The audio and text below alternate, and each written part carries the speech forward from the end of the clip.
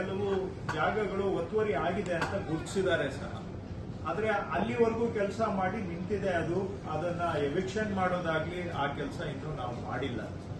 So ಇದನ್ನ ಈ ವರ್ಷ ಅಂದ್ರೆ ಬರೋ ವರ್ಷ ಏಪ್ರಿಲ್ ನಂತರ ನಾವು ಸಿಸ್ಟಮ್ಯಾಟಿಕಲಿ ಸರ್ಕಾರಿ ಜಾಗಗಳು ಎಲ್ಲೆಲ್ಲಿ ಒತ್ತುವರಿ ಆಗಿದೆ ಅಂತ ನಮ್ಮ ಲ್ಯಾಂಡ್ ಗೇಟ್ ಆಪ್ ಅಲ್ಲಿ ರೆಕಾರ್ಡ್ ಆಗಿದೆ, ಅದನ್ನ ನಾವು ಸರ್ವೆ ಮಾಡಿಸಿ ತಹಶೀಲ್ದಾರ್ಗಳ ಕಡೆಯಿಂದ ಎವಿಕ್ಷನ್ ಆರ್ಡರ್ ಮಾಡಿಸಿ ಅವುಗಳನ್ನ ಸರ್ಕಾರದ ವಶಕ್ಕೆ ಪಡೆಯುವಂತ ಕೆಲಸನೂ ಕೂಡ ಆಗಬೇಕಾಗಿದೆ.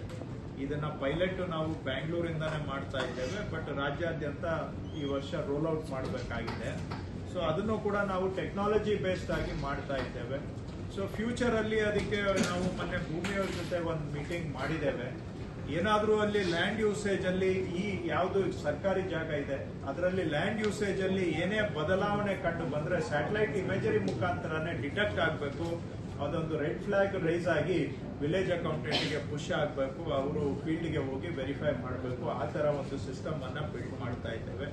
ಅದಲ್ಲದೆ ವಿಲೇಜ್ ಅಕೌಂಟೆಂಟ್ ಪ್ರತಿ 6 ತಿಂಗಳಿಗೊಮ್ಮೆ ಆದ್ರೂ ಹೋಗಿ ಲ್ಯಾಂಡ್ ಎನ್ಕ್ರೋಚ್ಮೆಂಟ್ ಆಗಿದೆಯಾ ಅಂತ ವೆರಿಫೈ ಮಾಡಬೇಕು.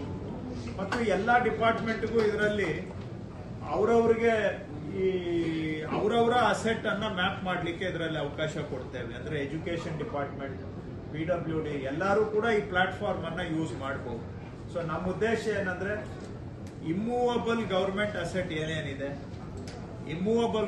ಅಸೆಟ್ ಏನೇನಿದೆ ಅದರದ್ದು ಸಂಪೂರ್ಣ ರಿಜಿಸ್ಟ್ರಿ ಒಂದ್ ಕಡೆ ಇರಬೇಕು, digital registry for the entire government. But we will start with revenue department. ಬೇರೆಯವರಿಗೆ ಆಪ್ಷನ್ ಕೊಡ್ತೇವೆ, ಇದೇ ಪ್ಲಾಟ್ಫಾರ್ಮ್ ಅನ್ನ ಯೂಸ್ ಮಾಡಿ ಅವರ ಆಸ್ತಿಗಳನ್ನು ಕೂಡ ಇದರಲ್ಲಿ ಎಂಟರ್ ಮಾಡೋ ತರ. ಸೊ ಇದೊಂಥರ ಸರ್ಕಾರದ ಆಸ್ತಿ ಕಣಜ, ಅಂದ್ರೆ ಲ್ಯಾಂಡ್ ಆಸ್ತಿ ಕಣಜ ಇದು. ಸೊ ರಿಜಿಸ್ಟ್ರಿ, ಸೊ ಇದನ್ನ ಮಾಡ್ಲಿಕ್ಕೆ ಈಗ ಮೊನ್ನೆ ಇದು ಲ್ಯಾಂಡ್ ಬೀಟ್ ನ ಮುಂದುವರೆದ ಭಾಗ ಇದು. ಲ್ಯಾಂಡ್ ಬೀಟ್ ಮಾಡಿ ಒಂದ್ ಲೆವೆಲ್ಗೆ ತಗೊಂಡ್ ಬಂದ್ವಿ. ಅದಾದ್ಮೇಲೆ ಬೇರೆ ವರ್ಕ್ ಲೋಡ್ ಫೀಲ್ಡ್ ಲೆವೆಲ್ ಅಲ್ಲಿ ಇದ್ದಿದ್ರಿಂದ ಇದನ್ನ ಸ್ವಲ್ಪ ವೆಯ್ಟ್ ಮಾಡ್ಲಿ ಅಂತ ಹಿಂದಕ್ಕೆ ಹಾಕಿದ್ವಿ ವೆಯ್ಟಿಂಗ್ ಬೆಂಚ್ಗೆ.